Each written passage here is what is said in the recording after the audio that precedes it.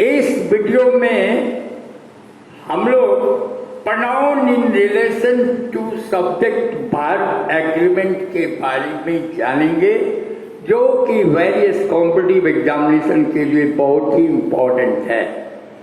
Indefinite pronoun यदि one का प्रयोग सेंटेंस के सब्जेक्ट के रूप में हो तो इसके लिए नॉमिनेटिव केस वन तथा ऑब्जेक्टिव प्रोनाउन वन सेल्फ का प्रयोग होता है।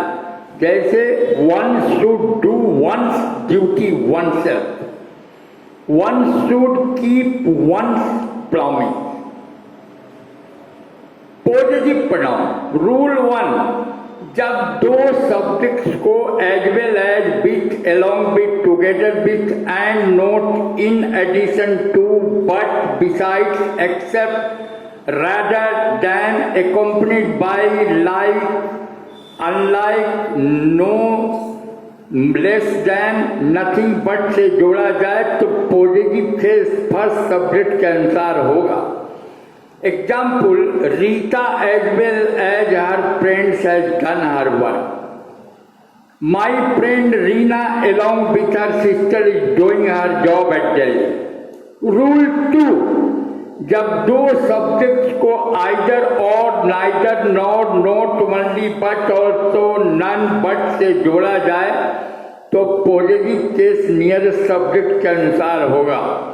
Example, neither the staff members not the manager was taking his task seriously.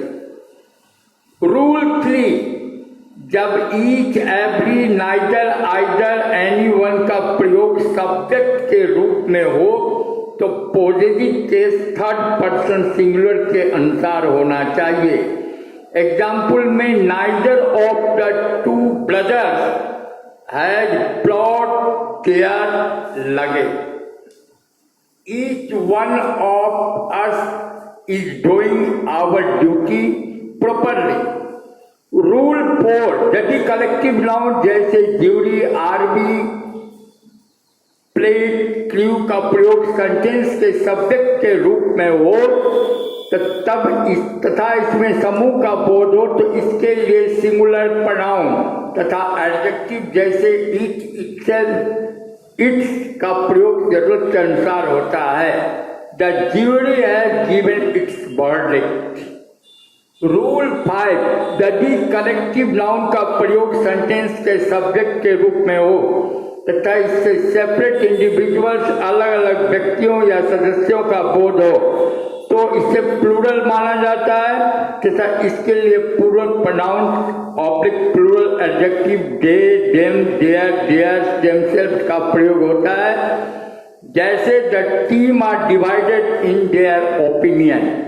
Rule 6, यदि दो या दो से अधिक सिंगुलर नाउन्स एंड से जुड़कर प्रयुक्त हो तो इसके लिए प्लूरल प्रोनाउंस ऑब्लिक प्लूरल और adjective they, them, their, their, themselves का प्रयोग होता है। Ram and Shyam do their work. Rule 7, many, an plus singular noun का प्रयोग सेंटेंस के सब्जेक्ट के रूप में हो तो इसके लिए सिंगुलर प्रोनाउन और सिंगुलर एडजेक्टिव का प्रयोग होता है। Many a soldier has met his death in the battlefield.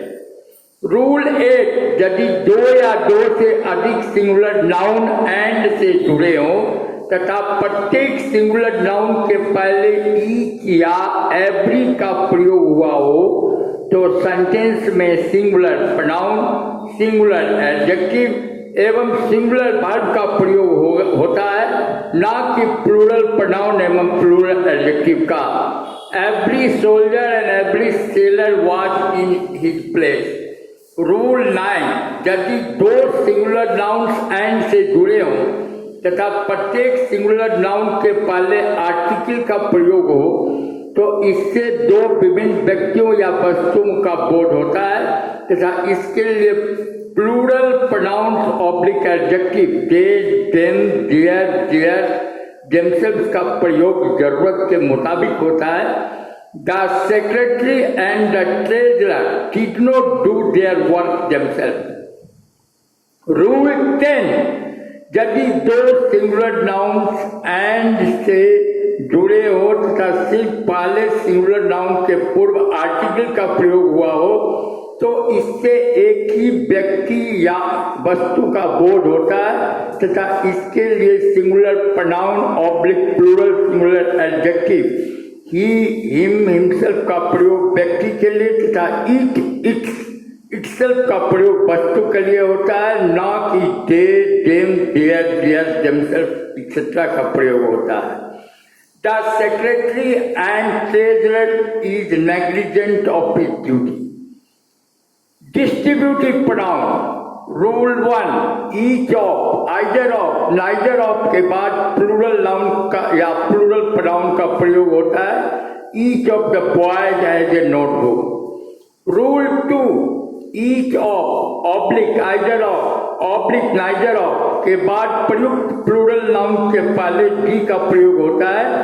Each either neither any singular noun और उनके साथ के लिए सिंगुलर प्रोनाउन एवं सिंगुलर वर्ब का प्रयोग होता है। Each of the boys has his own book. Each boy is doing his work himself. Rule 3 यदि ईच का प्रयोग सब्जेक्ट के लिए हो तो ईच का प्रयोग सब्जेक्ट के बाद अर्थात एक्सक्लूसिव वर्ब के पहले होता है।